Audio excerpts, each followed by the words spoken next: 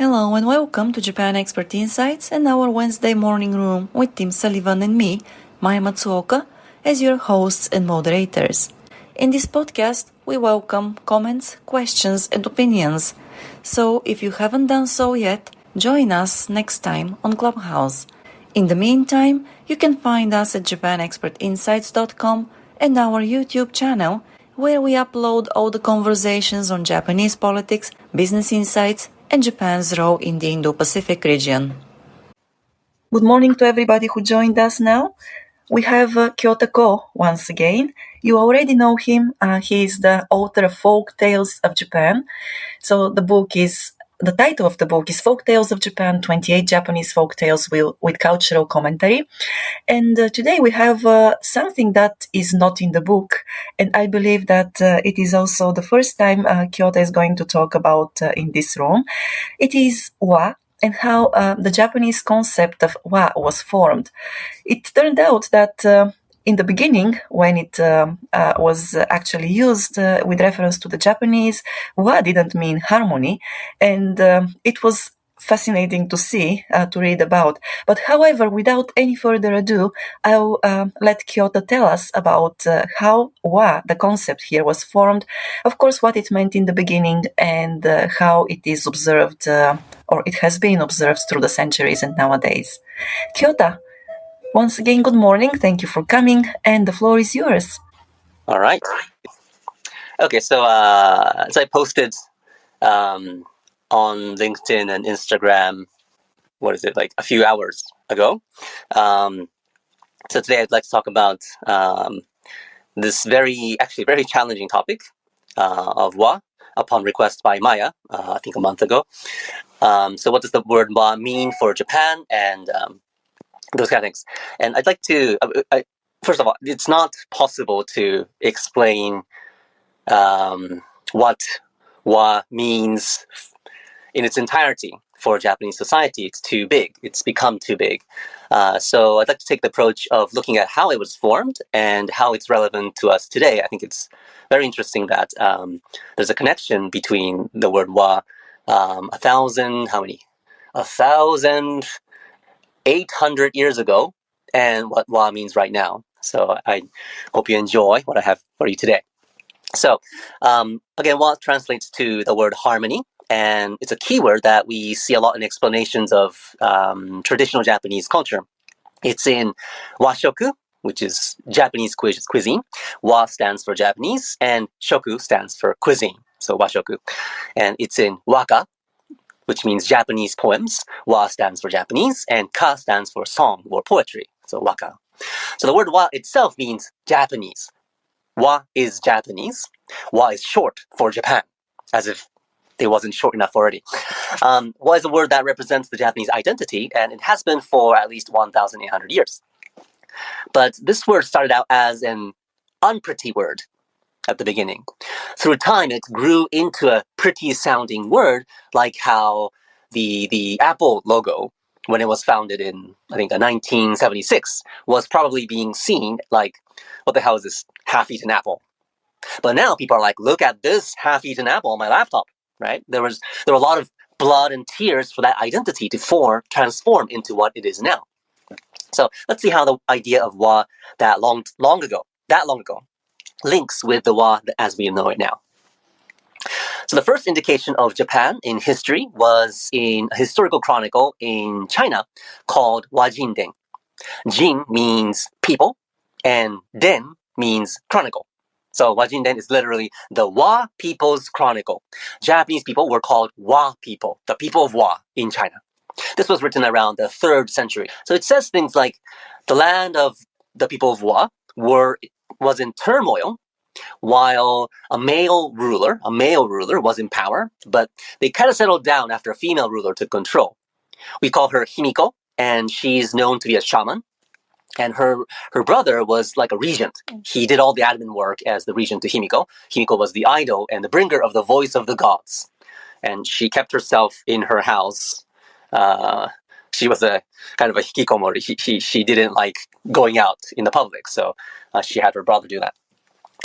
But anyway, so Wajin then goes on to say that when Himiko died, a male king took control, but then war broke out because of that, and over 1,000 people were killed.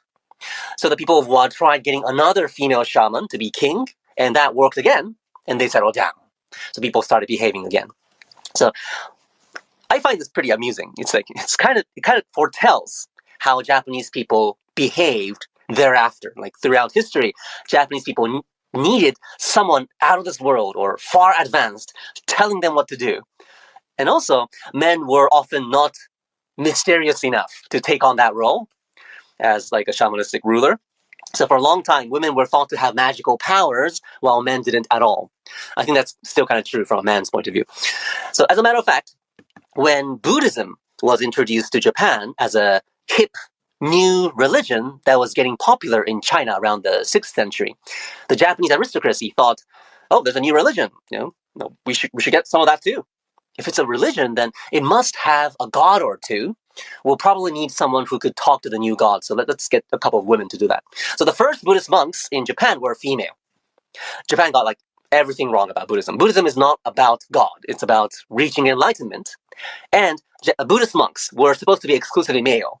But all those went out the window and because they crossed the ocean, and that didn't translate very well. That was how strongly Japan believed in the magical powers of women. Anyway, so back to Himiko and her people of Wa.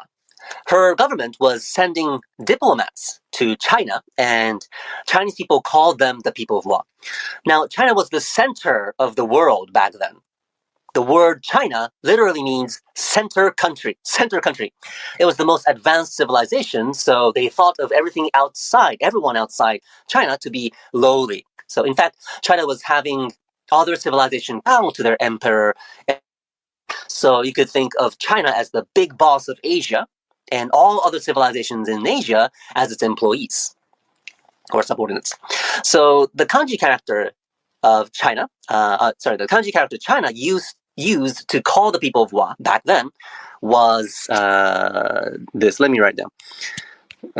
This is the kanji character Chinese people used to describe Japanese people. This reads as Wa. But it's different from the kanji character of what we use now. And sometime by the 6th century, Japan found out that this initial, Wajin, that's right, this initial kanji character that was used had a condescending, slightly offensive meaning. It meant something along the lines of obedient, short, and ugly. Actually, the kanji characters used for other things about Japan also carried negative connotations. The kanji characters for Himiko, let me show you in the chat box. Himiko was this. And the first character, Hi, that means something like lowly, vile, or shabby. So it's like a very bad nickname, basically. And the pseudo country she ruled, from China's point of view, was called Yamatai. Yamatai, and the kanji character will be this. Yamatai. And the first kanji character, Ya, of the first one of the three characters. The first one means evil or wicked. Okay, so it's like very mean nicknames. Okay, so the people of Wa by the 8th century were like, okay, I think this is what people call a toxic work environment. All this bullying. I don't want to be treated like this anymore. So even though the people of Wa were importing a lot of know-how on politics and culture and religion from China, they wanted to call it quits to this toxic work environment. So the people of Wa proclaimed that they were now a country called Japan, the land of the rising sun, Nihon, right? And they replaced the kanji character of Wa with this kanji character, Wa, which, right? So were homonyms, right? So basically, Japan quit the giant corporation called China and started up on its own. And in 607, there was this really brave, principled, what do you call it? Talented prince who served as a regent to the Japanese emperor. Emperor at that time was, again, a female. And this regent is called Shotoku Taishi. And actually, he's so perfect that some historians claim he didn't exist. So this Shotoku Taishi sent a diplomatic message to China addressing the emperor of the Sui dynasty. Oh, hi. Hi, Miles. Hi there. Sui dynasty back then. The message was very, very short and simple in this letter. So this letter said, "Greetings. I am the emperor of the land of the rising sun.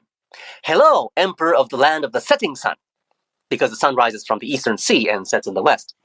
So it was like this puny little startup telling the big company it spun off from that from now on, we are equals.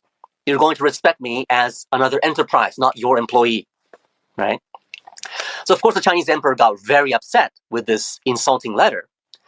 But the Sui dynasty around this time was really busy fighting its neighbors, like in the Korean peninsula and internally and on the other side of China too. So it didn't really want to risk gaining yet another enemy. So they were like, fine. Hello, the emperor of the rising whatever. And they seem to have admitted Japan's claim. As a matter of fact, the Sui dynasty crumbled just a decade later, and nobody had a problem with Japan's independence anymore. So Shotoku Taishi chose the right time to start up Japan. He was lucky. And Japan proclaimed, "We are not short, ugly, and obedient people of Wa. We are the harmonious people of Wa." Now, if you've worked for any private organization, you'll probably know that vision statements that companies set forth are set forth because the company wants to make them a reality, right? And that also means that is not a reality yet. So when a company sets forth a vision like to be a creative group of innovators who does this and that kind of suggests that at the moment, this company is not a creative group of innovators, right? And that was actually the case for Japan too. So the word wa was like a vision statement. Okay, so in the 7th century, Shotoku Taishi, probably after discussing with a bunch of high aristocrats, he came up with this first ever written code of conduct for aristocrats in 604. This was called the 17-article constitution. It's called a constitution, but it's more like a written code of conduct for government officials, aristocrats back then. Now, I'm going to read my humble translation of the 17 articles, and if you would please listen with this question in mind. What does it mean that these things had to be written down on paper? Okay? All right, so the first one.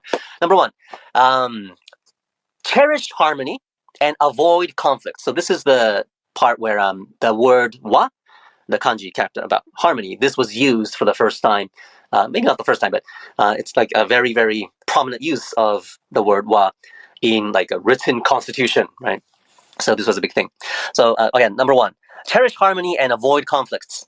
Everyone needs to work with someone, but to be honest, people of character are rare. Therefore, we sometimes disobey our bosses or fathers and argue with people around us. But if bosses and their staff discuss constructively, things will get done. Suggesting that things were not getting done back then due to all these conflicts among the aristocracy. So before I read the next one, does everyone know the 5 Buddhist precepts? The rules Buddhists are supposed to follow. So in simple terms, they are, number one, refrain from taking life.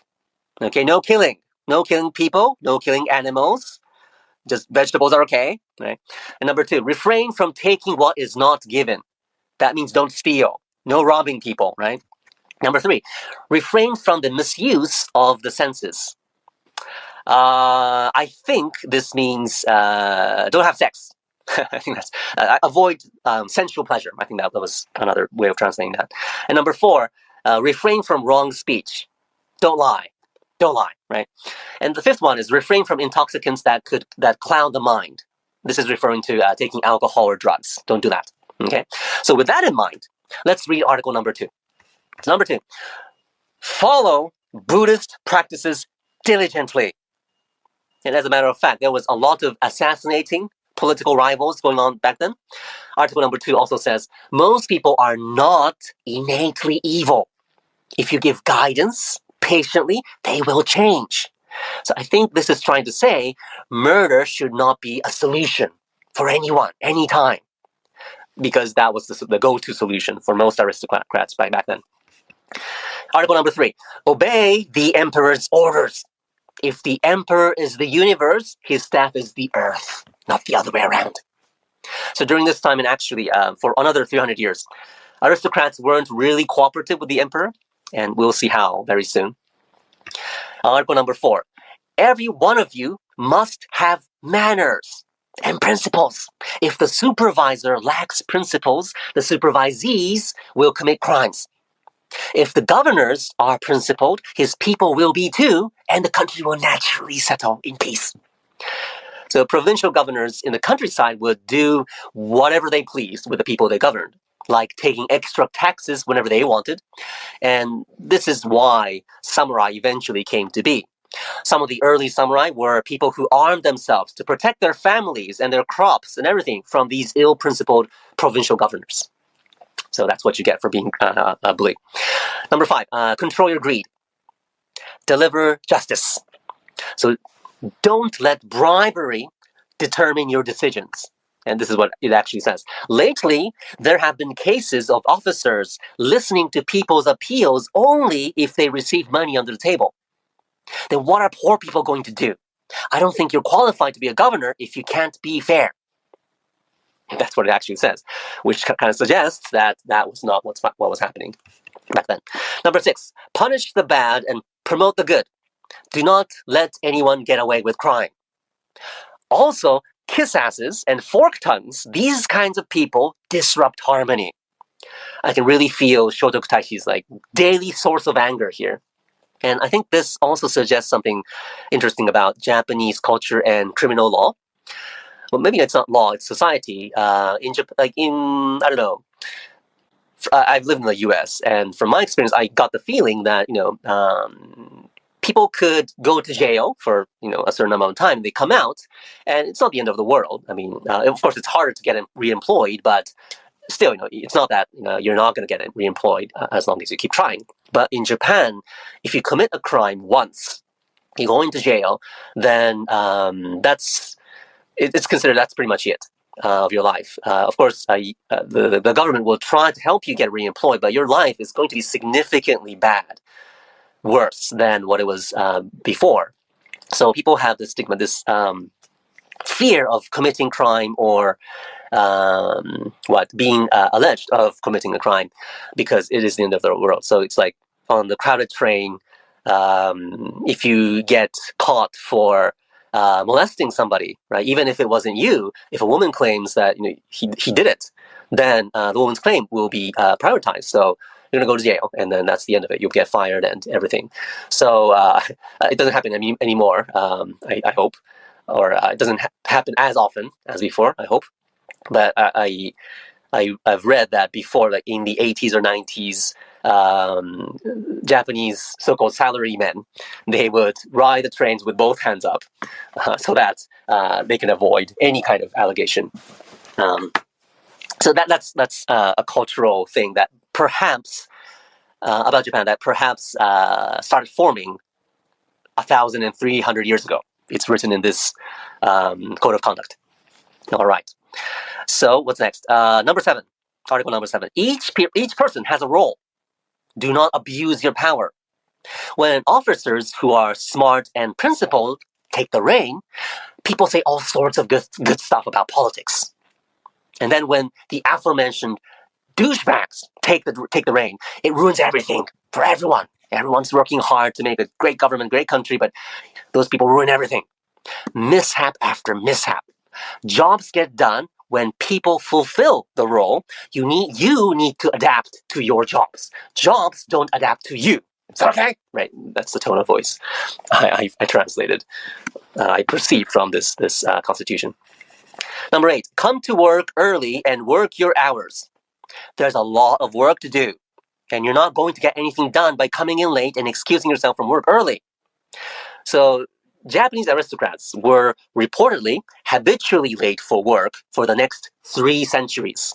And they often called in sick. They really made full use of shamanistic beliefs and feng shui-like beliefs to call in sick. They were like, oh, well, I got up this morning, but the office was in an unlucky direction from my home today. Yeah. Or things like, gosh, I was really looking forward to coming to work today, but my shaman said it wasn't a good day to go out. Yes, it's been the 20th day in a row, yes, but shaman says, right? So, if they live today, taxpayers would kill them in a blink of an eye, but that was how it was for another 300 years. Okay, number 9, do everything with magokoro. Magokoro means sincerity. It's a word that is often used in, I think, by any craftsman of making food or making manufactural, industrial products, anything. It's a common keyword that appears, but you're supposed to put in feeling in what you do, and then your output will naturally be great. That's the idea of magokoro. So magokoro, this is what makes or breaks. Okay, in other words, don't wing it.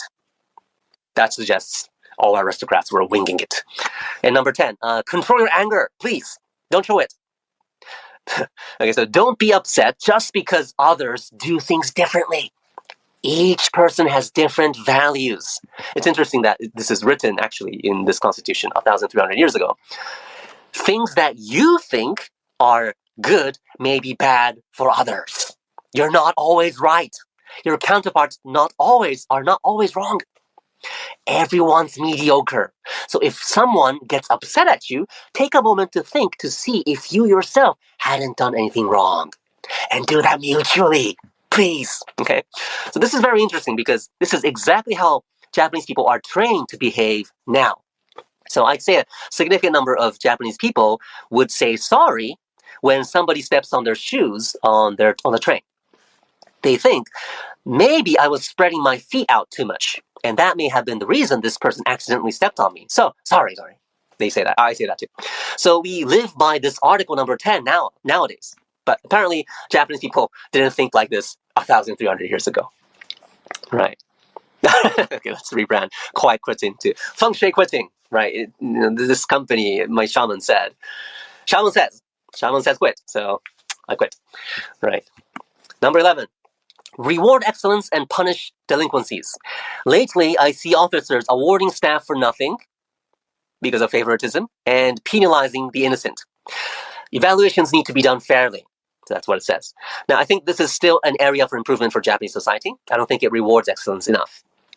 And number 12, provincial governors shall not take more tax than they are entitled to. Japanese people are the people of the emperor, not yours. You have no right to take more than the emperor says to. So aristocrats are being called out on this written constitution here. Number 13, know how to do your job. That's all it says. But to give a side note, so some aristocrats were assigned to be provincial governors back then. So the center of Japan was Nara, around there. Nara before it was Kyoto back then. And everywhere else was the countryside. Right. So some aristocrats were assigned to these provinces. I think there were like 60 or so. But some of them didn't actually go to the province they were assigned to. They hired someone to be a substitute, and they themselves stayed in the capital city because they didn't want to move out to the countryside. So these governors had absolutely no idea. They didn't even care what was going on in their province, so as long as tax came their way, the tax revenue came their way. And that led to abuse of the people in the provinces. Corrupt local officers embezzled property, and that led, again, to the rise of samurai, and samurai eventually outrules the aristocrats and become the ruling class over a course of several hundred years. That's what you get for being mean and not doing your job. Number 14, please control your envy. Feel happy that there are people who are smarter than you. I think Shotoku Taishi is trying to say, stop killing talented people. Assassination and murder were some of the go-to methods of climbing the aristocratic ladder back then. And he's telling them, stop. Okay, we need talented people ruling this country. Don't kill them. Right.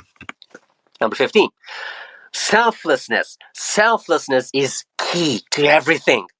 Selfishness elicits hatred from others. Hatred within a team leads to inefficiency. There are almost always factions in big companies, in Japan, I think, too, and they form rivalries between themselves, right? So this is another room for improvement for Japan still now. Number 16, be considerate. Okay? Imagine, use your imagination. Think if it's the best time to force labor on peasants. This is actually what it says. Did you know that from spring to summer, peasants are very, very busy farming crops and silkworms? Okay? What are we going to eat if they can't farm? What are we going to wear if they can't make silk? That's what it says. So provincial governors would force farmers to provide labor to build a beautiful garden or a new temple whenever they came up with the idea.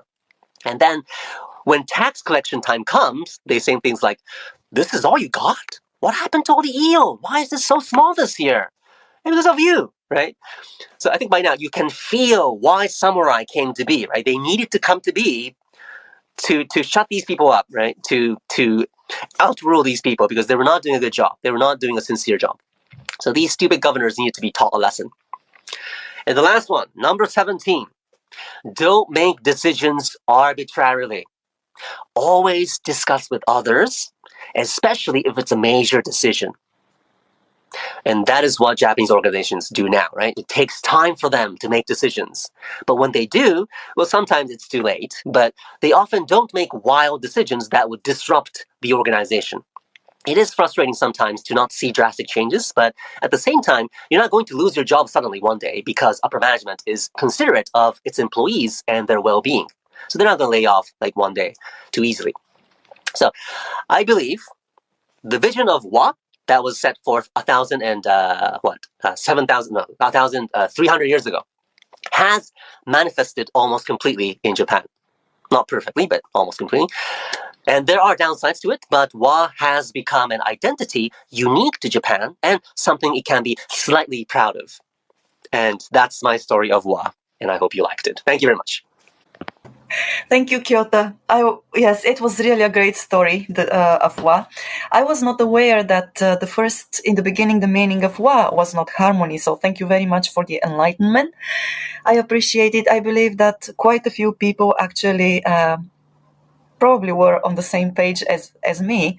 So, well, that's great. And it's fascinating to know that the code of conduct of Japanese business nowadays was created centuries ago. So, but I could really see how, a lot of those, I would say that every point you listed actually is very much present nowadays. And, well, it's nice to know that these points have been here for such a long time. The thing, though, is that, as you mentioned, there is still a lot of work to be done by many organizations here, by a lot of individuals. So, yeah, that's it also shows that we all need to work on our improvement, regardless of time and regardless of position anyway. So, thank you for this. I invite also people to join us here up on stage. Okay. In the meantime, Kyota, as always, I love how you relate these ancient concepts to modern day Japan in a way that people can relate, related to paralleling corporate culture and things like that. So I really like how you always do that. And I think it's interesting how, as you mentioned, I didn't understand the original meaning of wa, but what is interesting is how Japan kind of leaned into it and rebranded it, and they made it their own and turned it into a positive, they spun it in a positive way. And I think, as you implied, harmony was not embraced in a vacuum. And in fact, Shotoku Taishi was broadly educated in the Confucian classics, as well as you mentioned, the Buddhist scriptures and, of course, history and geography. So, and I also think that the mandate of heaven concept of Confucianism also worked for him politically. Any thoughts on that? So you mentioned Confucianist thought. It's very interesting because the last leader I talked about in this room was Shibusawa Eiichi, and he too, the Bible for him was Confucianist thought. So he carried around that book everywhere he went, and he claimed that his business approach was based on Confucianism, and Shotoku Taishi was too. actually, I didn't know that he was educated in Confucianism, but I wouldn't be surprised if he was, because of all these things that he lived by, these concepts that he lived by. It's very Confucianism. So it seems like there's a pattern in Japan. So these almost saint-like people who are super principled, they tend to, when they come to power, or I don't know if they come to power, and because they're saints, they're popular, or the other way around, they come into power because they were saints. I'm not sure which one, but it seems like Japan has been helped a lot about these people. It's not like all Japanese people are principled. It's thanks to these leaders, I believe, that inspire people to become like them. And of course, not everyone's perfect, but everyone strives to be that perfect guy. I think that has a lot to do with creating the cultural dynamics of Japan right now. Yeah, and Confucianism really was a lot about harmony, and I'm not saying they defined it exactly the way the Japanese did. As always, Japanese, have a long history of taking foreign ideas and then Japanizing them to fit their culture. So even the Japanese flavor of Confucianism took on a slightly different form in Japan, and then it was eventually. Really, the code of Bushido was very Confucian based. So that whole idea of harmony, I can't help but think that maybe the seed of that thought, in the case of Shotoku Taishi, came from the Confucian classics. And anyway, just a thought. Yeah. I think many of you noticed that the 17 article Constitution, it's yes, it promotes, it encourages people to be principled and everything, but it's basically a means to realize a top-down management structure, right? So listen to the emperor and be principled. Behave yourselves. Obey the emperor, because that's how our company is going to work. It's that approach, and I think many companies in Japan take that approach. It's basically top-down. And so it's not like people would imagine themselves eventually overthrowing the emperor. Actually, very few people in history have imagined doing that. So it's more about, Japanese people value the idea of fulfilling the role you are in. Of course, there's a little leeway in being promoted or being demoted. That could happen, but whatever it is, whatever role that's given to you right now, you should try to fulfill it. So that's the concept that's underlying under these Constitution articles. So I think that's interesting. I don't know if that's unique to Japan, but at least that still holds in Japanese society and the corporate world right now. Yes, I can see how the diligence is very important, and actually it has become such a organic part of the way people work here, that it is expected, of course, but it is expected not only by the organization or by the people who stand at a higher level in the hierarchy. It is expected even by the peers there, and of course everybody knows that it is expected, and it is really a very, very organic feature, the diligence and how people actually approach every task they perform or they are expected to perform in the organization. So, yes. I have a chance to work with, how should I say this, a prominent Japanese railway company. And when I talk to them, I give like this kind of talk to the employees there from time to time. And when I meet some of them, they tell us, okay, so if I ask them, okay, well, what do you do at this prominent Japanese railway company? And then they say, oh, I'm working in HR now. Oh, really? Okay. So did you start out as an HR person? And they say, oh, no, I started out as a train conductor. And I did that for like 4 years. And then next I was promoted to a Shinkansen driver. Wow. And then I'm in HR now. So they get bounced around all these positions after, like every 2 or 3 years. And I don't know if they're okay with it, but they seem to be okay with it. So they accept their fate.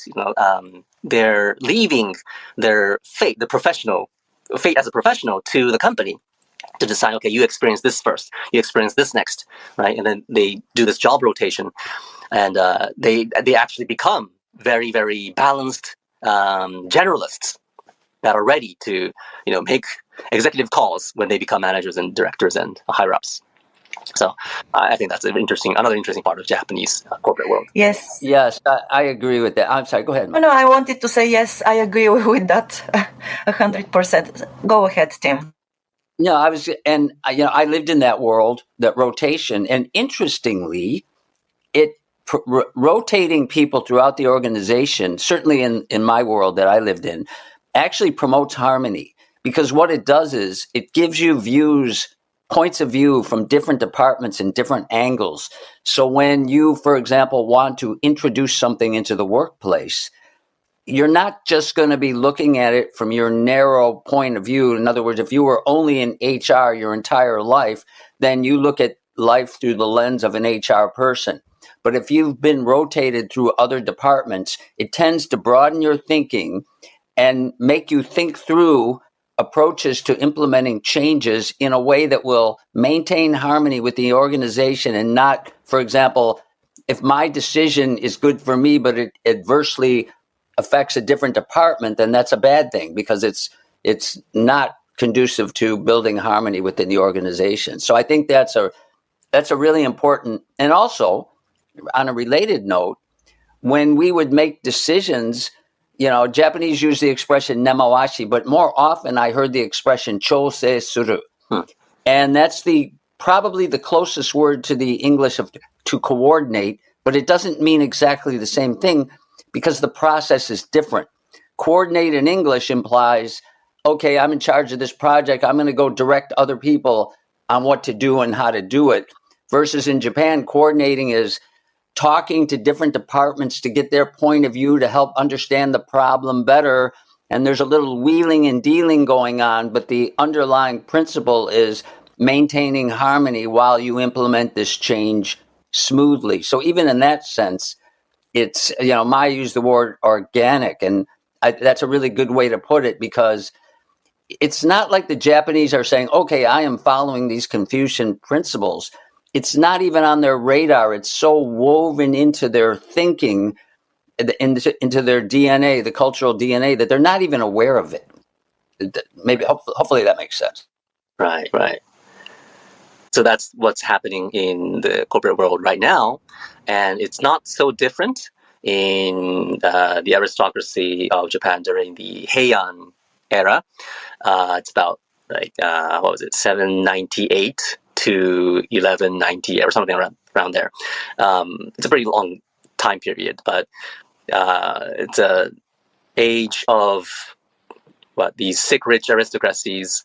Not about ruling Japan, but they're performing politics within the aristocratic class, and there's a lot of there's a lot of coordination going on behind the scenes, and there's a lot of hidden messages in letters they send to each other. A lot of things are not supposed to be done in an apparent manner. It's not supposed to, like for example, in the corporate world, a meeting is an official public place where there are certain ways you need to behave. You're not going to raise your voice. You're not going to disagree with everyone. All that needs to happen outside the meeting room, or actually before the meeting happens. And that's what we call nemawashi and chose. So you go talk to representatives of different departments and then hear them out, hear their point of view, and then they will complain about other departments. You kind of pretend to agree with that, and that's how you get buy-in from one department after another. And a good Japanese business person would have all the cards dealt before the official meeting happens. And at the official meeting, it's just a matter of it's more like a ritual. It's more like a ceremony of the things you've already prepared, and you get a formal go-ahead from your supervisor, and that's the purpose of official meetings. So, and this, I won't go into explaining what happened in the Heian era 1,000 years ago, but it's basically the same thing. So if you have a chance to read Heian literature, you can just keep that in mind. It's exactly the same as what happened in the Japanese corporate world. Yeah, I like the meeting is a place to announce a decision that's already been made. It's probably the best way I've heard it. Hey, Yuka, you're on stage. Thank you for joining us. Hi, sorry to be holoyoi in the morning, but okay, I am here. Hi, Jota. Thank you so much Hi. for, I love the way that you are, making interesting concept more colorful. If I may switch a subject from Japanese corporation to Japanese criminal system. And then, I tend to do this and I apologize firsthand. And if you like to discuss this some other time, I'm so okay with that. But let me just ask this. You said in Japan, once, you commit a crime, it's going to be very difficult for that person to re-enter the society. And then I think it's kind of same globally, but it may be more pronounced in Japan. However, recently I was reading a Japanese newspaper, and then this young man raped and killed a high school girl. I think he served like 6-7 years.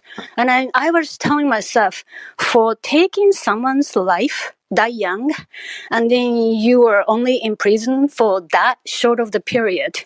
And then I was asking people around, and they said that person is already socially punished. So do you have any sort of like a idea how the Japanese criminal system came about? Well, first of all, yeah, the sentence or the service he served for, that does sound short, like 7 years. That does sound short for what he did. First of all, I imagine he was very sincerely fulfilling his service during those 7 years, and he was bailed, or he was forgiven to that extent because of his behavior in prison. I think otherwise, I don't think 7 years would be a sound judgment. So there's that. You're saying that he showed his remorse. Probably. I mean, okay. Otherwise, I wouldn't be able to understand why it was so short. Right. But really, really, really diligently sorry, and he showed that, I think. But so there's that. Japanese society, it kind of rewards. There's this not sweet part. There's this weak part in their hearts where when a person who is thought to be delinquent transforms him or herself into someone who can be respectable, that's a very, very, very valuable event that people praise a lot for. I think I've shared a lot of stories on Instagram and LinkedIn about those kind of episodes where a delinquent samurai became like the Zenist monk by the time he died, for example, and that's like considered a success story, basically. So there's that. But going back to your question, how did the criminal system or the idea behind punishing crime and that harshly came about? The effect that comes to mind right now is during the Edo period. This is 1615 to 1868. So that 250-year time slot. There, criminals, when they're caught, they were tattooed, like a line or lines on their faces.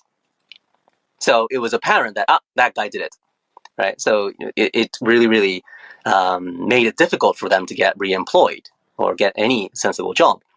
And if you get caught twice, then you get another line, and then it's very apparent that that's a pretty badass criminal, for example.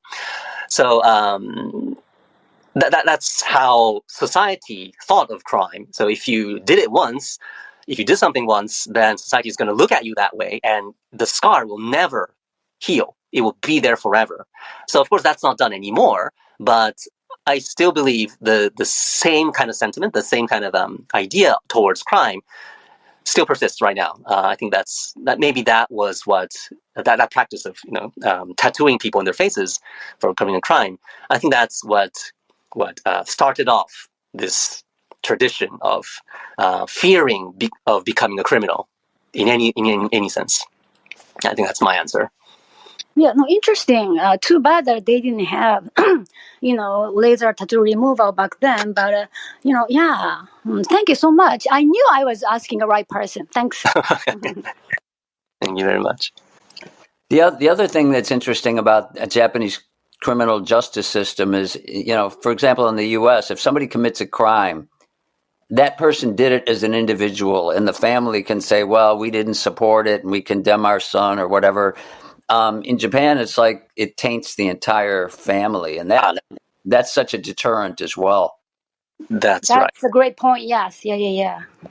Yes, it's not just your life. So your life is not just your life. It's highly relevant with many others, not just your family, but your company. So if you commit a crime, then basically your company is going down too.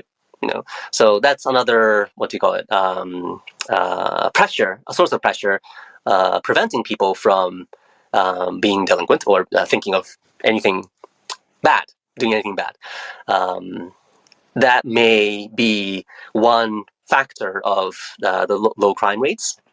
It's social pressure, basically. It's social pressure. It's not like the laws are strict. It's just as strict as any other country, but I think the added social pressure keeps crimes off the table. Yes, and I think that that also refers to crimes and how people think about it, and the families of the perpetrators.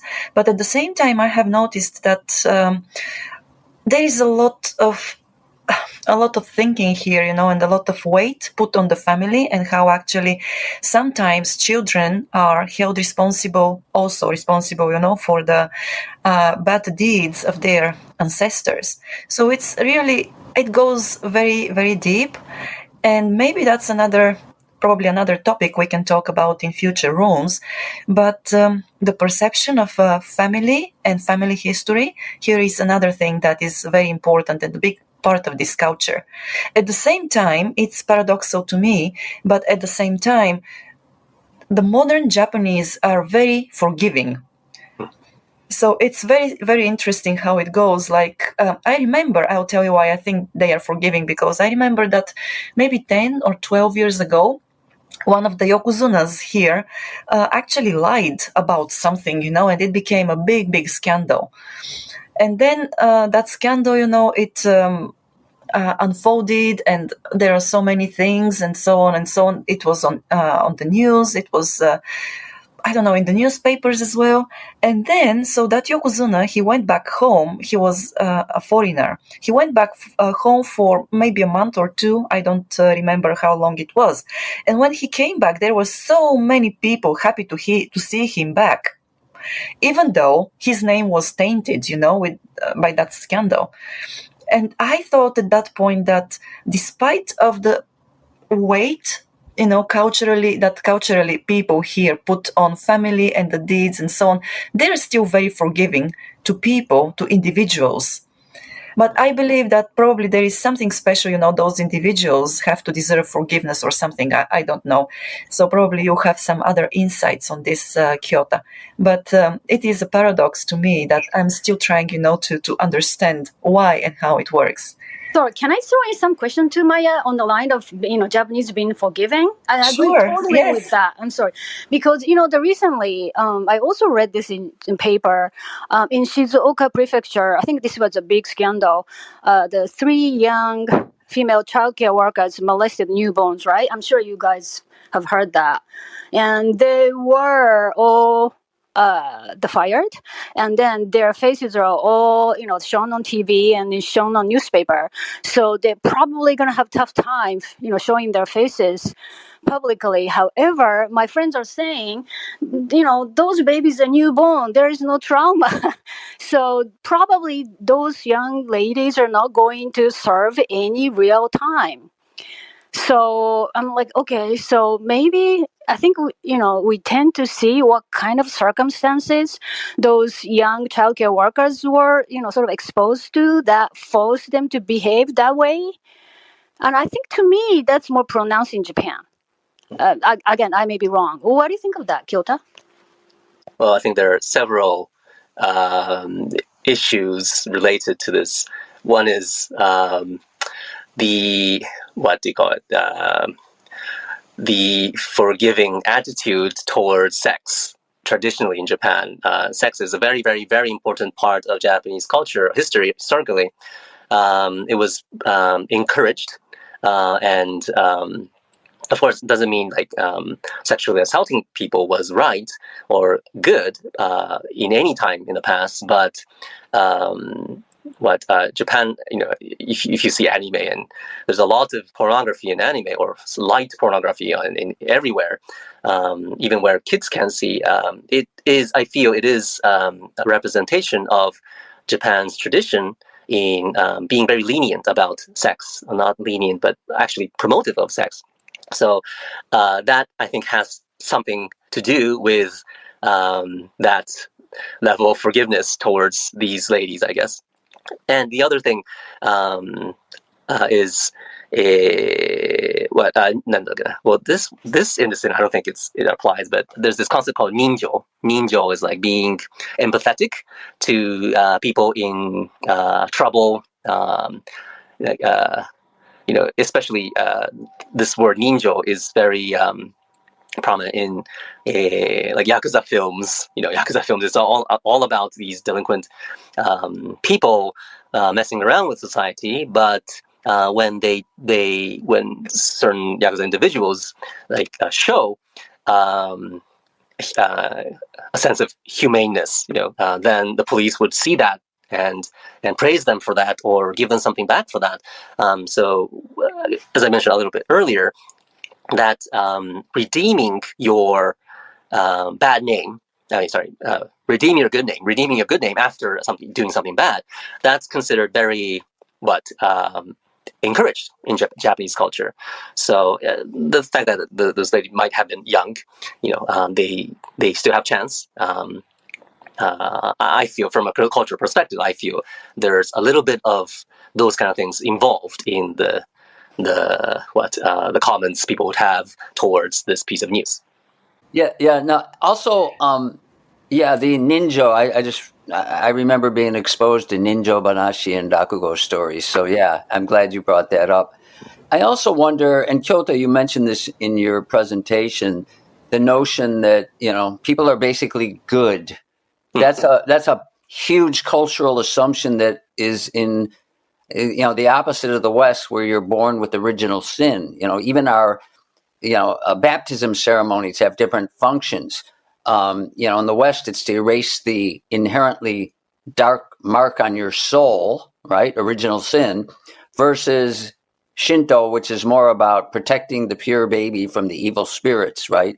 So I wonder if this belief in human nature as being basically good can also make the Japanese maybe more forgiving. Just a thought. Right. Definitely so. The idea that human beings are innately good. I don't know if it's innately good, but I don't know if it's an idea, or at least I feel I should never give up hope in like a person that confronts me and gives me a hard time. There must be a reason this person is doing that position this person is in society or in the company.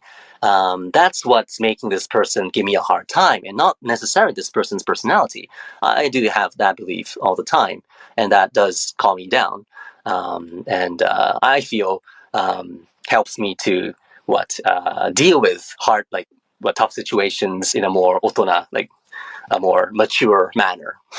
So Well, I need to become more like that. So thank you for the inspiration. And Maya, I know we're over our time, so did you want to close things out?